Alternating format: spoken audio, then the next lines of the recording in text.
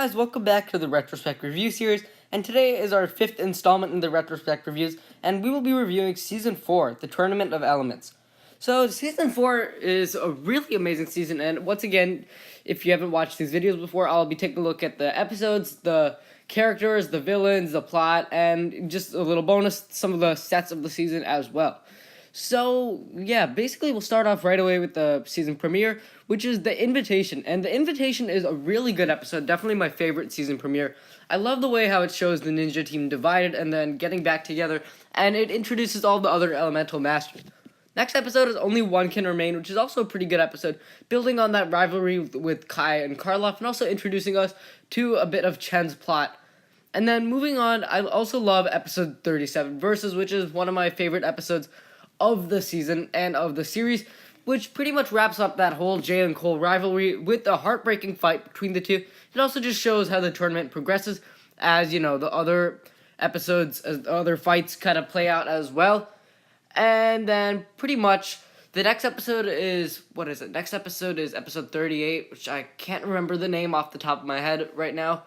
But, it's Ninja Roll. So Ninja Roll is also a really great episode. And I like the twist of the episode, with the rollerblading instead of your normal fight.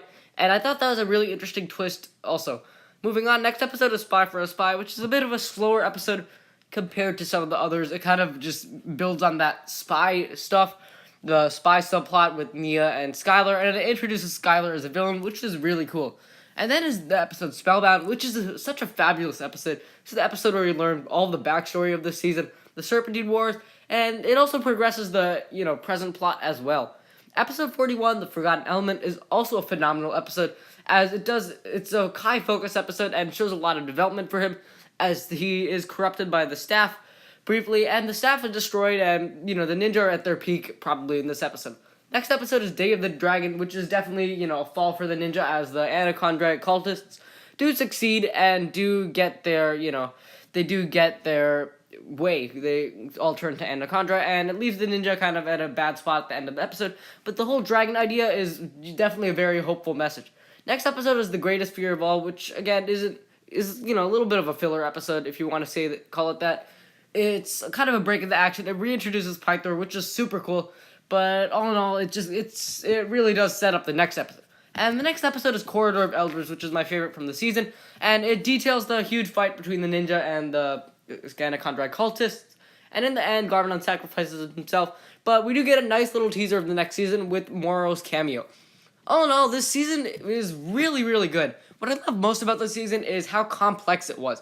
It's just very different than any other season that we have seen. It's complex. Each arc, each storyline, each plot leads into the next one beautifully, and there is no plot that I really dislike. I thought all the plots, from Nia being a spy, to the factory breakout, to Garmadon and Lloyd's development in the jungle, I thought all those plots were really good, and there was no real plot that I liked over the other. And I just, this is a complex season. Each plot blends into the next one, and you love all of them at the same time. And the focus character of the season was supposed to be Kai, but, Kai kind of fights for that role with Zane and Lloyd, who also have gigantic roles in this season. So I don't really think I can call Kai the focus character of the season, because Zane and Lloyd pretty much have equal roles. So, yeah, pretty much next, and then I think another thing I love about the season is Chen, who is a different villain. He's very playful, he's very humorous, and yeah, speaking of which, I love the humor in this season. It's just so funny. It was an awesome refresher after Season 3 rebooted, which is pretty much void of any humor, and I think it was definitely necessary that we did get to see humor, such as Kapow and Chop, who were amazing comic relief characters. And then, in the end, this season was amazing. I even loved the end of it, Garmadon and Garmadon's backstory and the Serpentine backstory as well. It was all just, it was all developed in the season, and it was nice to see the Serpentine War actually get a full season and, full development. And then the sets were not the best wave ever. A lot of the sets for this wave were smaller, and there's nothing wrong with that, but I don't really remember a set that I absolutely loved. I thought the Ninja DBX and Enter the Serpent and the Titanium Dragon were all pretty good sets for the most part. Dojo Showdown as well. But, the rest of the sets, nothing too special, But another thing I loved about the season were the ninja suits. 2 ninja suits in this season, the tournament robes and the Zukin robes. I thought both were very cool. The Zukin suits were more simple, But the tournament suits also continued that same design style from Season 3, in the sense that the ninja did have only their mouth covered by the mask.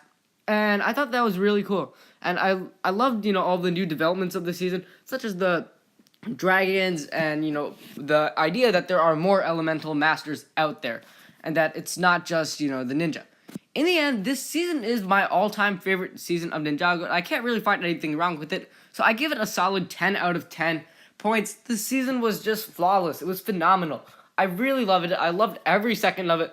Every plot was, really nice. I just loved how each plot just blended into the next one. And it felt very fluent in a way. It just felt very connected. And at the same time, it was very, it was very funny. And it was an amazing story. I definitely love the humor in this, as compared to other seasons, such as Season 8 and Season 9, which are very heavily focused on story, but they kind of lack in humor. This is a season, Tournament of Elements, that is a season that focused a lot on story, but at the same time blended humor as well. This is going to wrap up this video. So there is some big Ninjago news expected to come tomorrow, a teaser or a trailer of sorts, so, I'll be sure to cover that.